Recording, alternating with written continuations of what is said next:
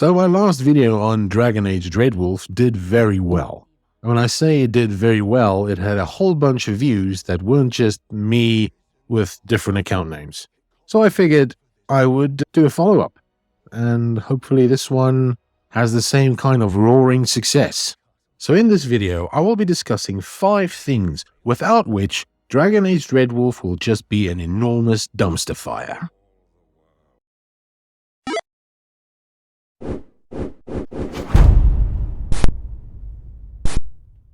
The first one is the most obvious one, so I'm going to leave that one for last. Let's get into the second one, which is now the first one, which is the silent protagonist. Having a silent protagonist allows the developers a lot more freedom when they decide what dialogue options to give the player. Let's take Baldur's Gate 3, for instance. Look at all the dialogue options you have there, and obviously, let's take Dragon Age Origins. You had so many more dialogue options in many of the situations. It's just a far more immersive experience. But more than that, having a silent protagonist allows the player to construct the protagonist dialogue in their mind. There's no awkward moment where you choose a dialogue option and then your protagonist loses their mind and says something completely different. I'm not always against voiced protagonists. I mean, Hawk had some really entertaining dialogue in Dragon Age 2, and Dragon Age Inquisition had 4 separate voice artists for the main protagonist. And although that was pretty impressive, I cannot help but wonder how much time and money could have been saved if Dragon Age Inquisition had a silent protagonist. That could have been spent elsewhere. Maybe the game would have suffered for that, or maybe it would have been all the better. Another great example is Mass Effect. The Mass Effect trilogy simply wouldn't have been the same without Jennifer Hale and Mark Mear's performance of Shepard. But Dragon Age definitely worked better with a silent protagonist if you compare the 3 games.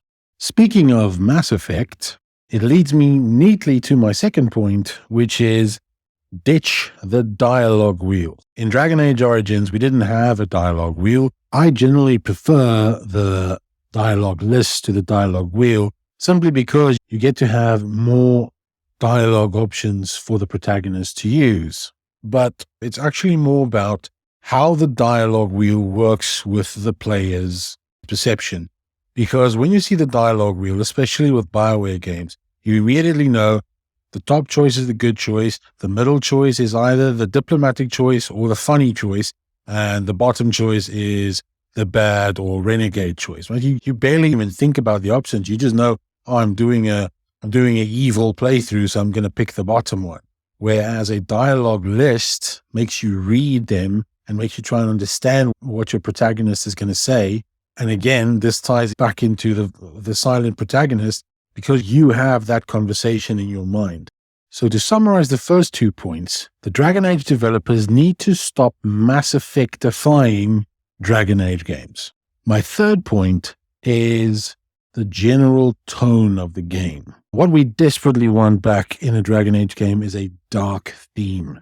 Darker themes, darker aesthetics, darker story options with meaningful choices, with potentially terrible consequences.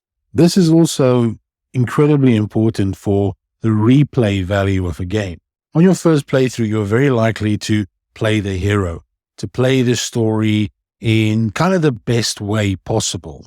But in one of your subsequent playthroughs, the game has to allow you to play like a maniac. Just try to be the worst person that you can be, make the worst choices you can, see how many of your companions you can get killed.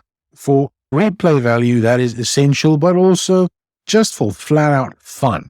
If you want to see what that looks like, I recommend you go and check out Big Dan Gaming. He has worst playthroughs for all the Mass Effect games and all the Dragon Age games, and it's just hilarious to watch. Big Dan himself said that in the Dragon Age games, from Origins to Inquisition, you have these kind of diminishing levels of evil that your protagonist can be, which is absolutely true.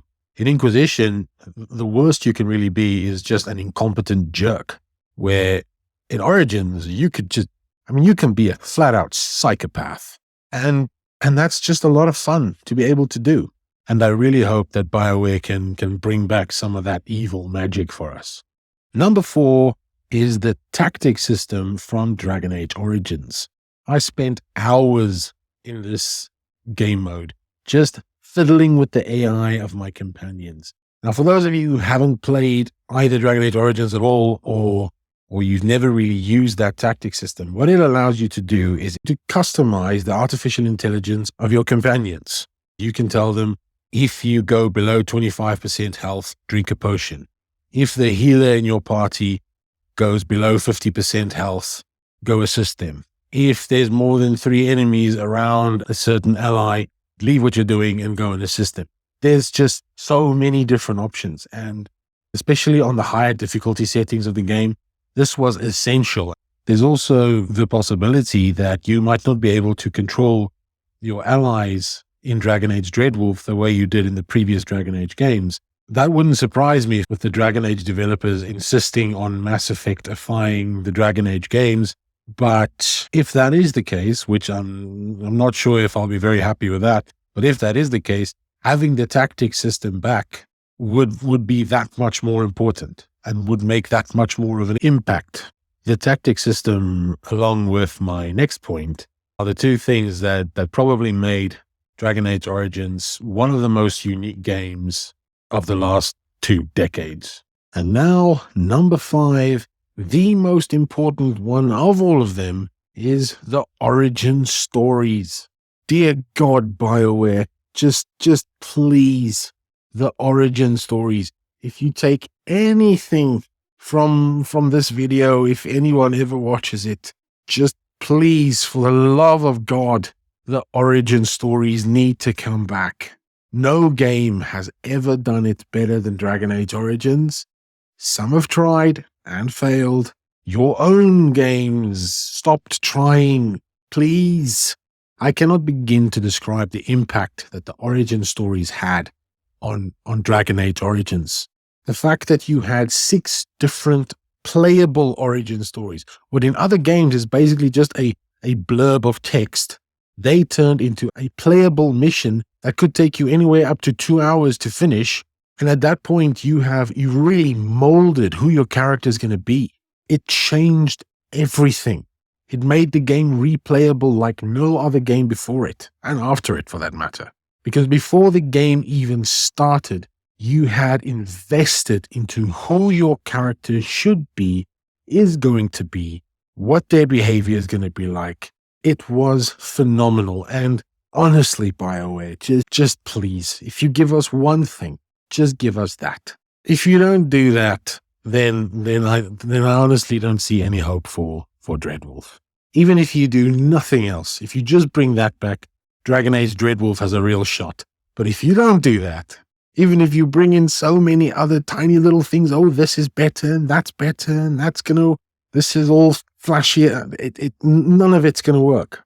If the origin stories don't come back, then you might as well take Dreadwolf and say, you know what, let's just anthem this bitch.